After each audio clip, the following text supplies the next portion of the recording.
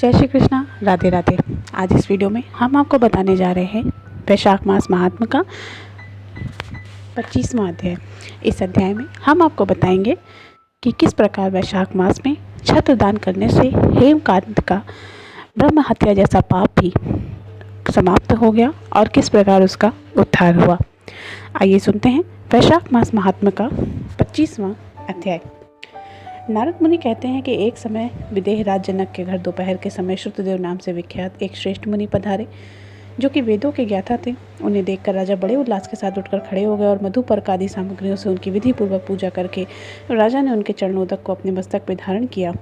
इस प्रकार स्वागत सत्कार के पश्चात जब वे आसन पर विराजमान हुए, तब विदेह राज के प्रश्न के अनुसार वैशाख मास के महात्मा का वर्णन करते हुए वे इस प्रकार बोले कि श्रुतदेव ने कहा, राजन, जो लोग वैशाख मास में धूप से संतप्त होने वाले महात्मा पुरुषों के ऊपर छाता लगाते हैं, उन्हें अनंत पुण्य की प्राप्ति होती है।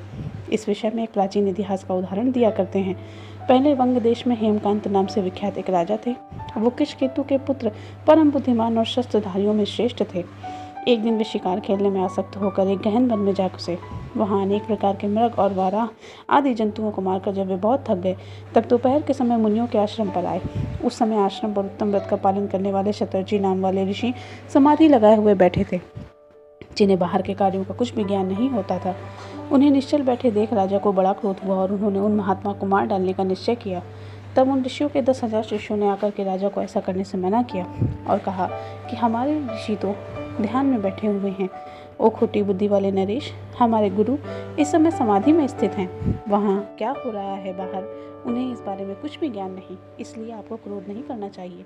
तब राजा ने क्रोध से विवल होकर कहा कि शिष्यों, हे द्विज कुमारों, मैं मार्ग से थका मांदा यहाँ आया हूँ, अतः तुम लोग मेरा आतिथ्य करो। राजा के ऐसा कहने पर वे शिष्य बोले कि हम लोग भिक्षा मांगकर खाने वाले हैं। गुरुजनों ने हमें किसी के आतिथ्य के लिए आज्ञा नहीं दी है। हम सर्वथा गुरु के अधीन हैं, अतः तुम्हारा आतिथ्य हम कैसे कर सकते हैं। शिष्यों के साथ ये कोरा उत्तर पाकर उस राजा ने उन्हें मारने के लिए धनुष उठाया और इस प्रकार कहा कि मैंने हिंसक जीवों और डुटोरों के भय आदि से जिनकी अनेकों बार रक्षा की है, वे मेरे दिए हुए दानों पर ही पलते हैं। वे आज मुझे ही सिखलाने चले। ये मुझे नहीं जानते, ये सभी कृतज्ञ हैं और बड़े ही अभिमानी हैं, इसलिए इन्हीं आताताइयों को मार डालने पर भी मुझे ब्रह्म हत्या जैसा कोई पाप नहीं लगेगा।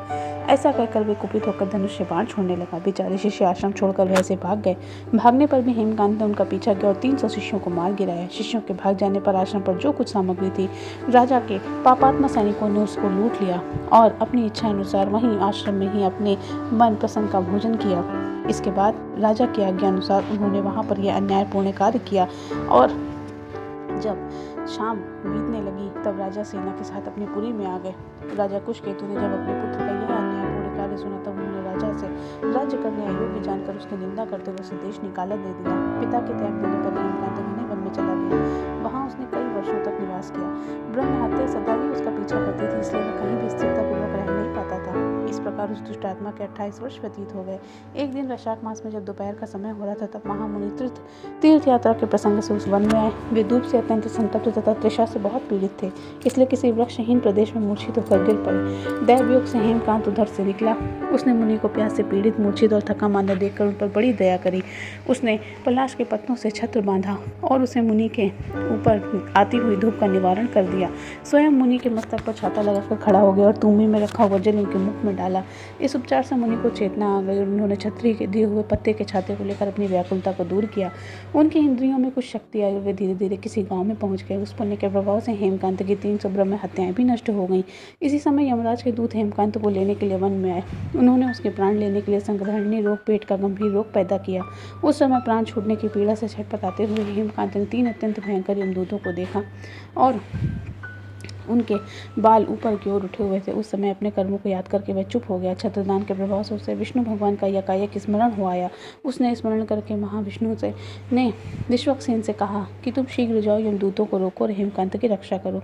अब यह निष्पाप और मेरा भक्त हो चुका है, इसे नगर में ले जाकर इसके पिता को सौंप दो। साथ ही मेरे कहने से कुशकेतु को यह भी समझाओ कि उसका पुत्र अब अपराधी होने पर भी वैशाख मास में छत्रदान करने भर से, एक मुनि की रक्षा करने भर से ही महापुण्यात्मा बन चुका है, अतः अब वह पाप रहित हो गया है। इस पुण्य के स्वभाव से वह मन और इंद्रियों को अपने वश में रखने वाला, दीर्घायु, शूरता और उदारता आदि गुणों से युक्त तथा तुम्हारे समान गुणवान हो चुका है। इसलिए अपने महाबली पुत्र को तुम राज्य का भार संभालने के लिए नियुक्त करो। भगवान विष्णु ने तुम्हें ऐसी आज्ञा दी है। इस प्रकार राजा को आदेश देकर हेमकांत को उनके अधीन करके वापस लौटाओ।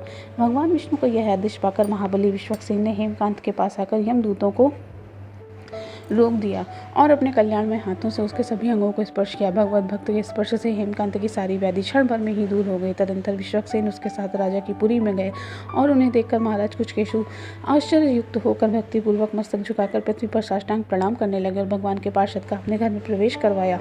वहाँ नाना प्रकार के स्त्रोतों से उनकी स्तुति तथा वैभवों से उनका पूजन किया। तत्पश्चात महाबली विश्वक्सेन ने अत्यंत प्रसन्न होकर राजा को हेमकांत के विषय में भगवान विष्णु ने जो संदेश दिया था वह सब कुछ कह सुनाया। उनके कहे अनुसार कुचकेतु ने पुत्र को राज्य पर बिठा दिया और स्वयं विश्वक्सेन की आज्ञा लेकर पत्नी सहित वन को प्रस्थान कर दिया। तदंतर महामना विश्वक्सेन हेमकांत से पूछकर और उसकी प्रशंसा करके श्वेत दूप में भगवान विष्णु के समीप चले गए। तब से राजा हेमकांत वैशाख मास में बताए हुए भगवान की प्रसन्नता को बढ़ाने वाले शुभ धर्मों का प्रति वर्ष पालन करने लगे। वे ब्राह्मण, भक्त, धर्मनिष्ठ, शांत, जितेंद्रिय, सभी प्राणियों के प्रति दयालु और संपूर्ण यज्ञों की दीक्षा में स्थित रह करके सब प्रकार की संपदाओं से संपन्न हो गए। उन्होंने पुत्र आदि के साथ समस्त भोगों का भोग करने के बाद विष्णु भगवान के विष्णु लोक को प्राप्त किया। वैशाख मास सुख से साध्य, अतिशय पुण्य प्रदान करने वाला, पाप रूपी ईंधन को अग्नि की भांति जलाने वाला, परम सुलभ तथा धर्म, अर्थ, काम, मोक्ष चारों पुरुषार्थों को देने वाला है। इति श्री वैशाख मास महात्मा 25वां अध्याय समाप्त। बोलिए विष्णु भगवान की जय। ओम नमो भगवते वासुदेवाय नमः। दोस्तों, वैशाख मास का 25वां अध्याय समाप्त हुआ। हमारे चैनल पर आपको वैशाख मास के प्रतिदिन का अध्याय इसी प्रकार मिलता रहता है। साथ ही साथ आने वाले हर त्यौहार की विस्तृत जानकारी हम आपके लिए लाते रहते हैं, इसलिए चैनल पर ज़रूर बने रहिएगा। आशा करते हैं कि वैशाख मास महात्मा का 25वां अध्याय आपको अच्छा लगा होगा। जय श्री कृष्ण।